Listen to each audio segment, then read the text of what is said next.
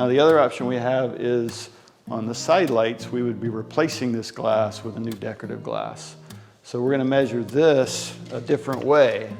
So we're gonna measure from the top of the glass right here, all the way down to the bottom, just the glass, not the frame, and then from here to here, all right?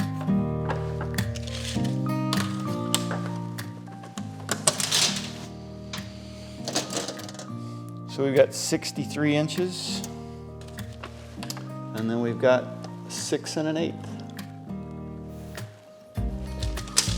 And those are the measurements we need to determine what size glass your door will take. So we just measured your side light showing, we're measuring the exposed glass.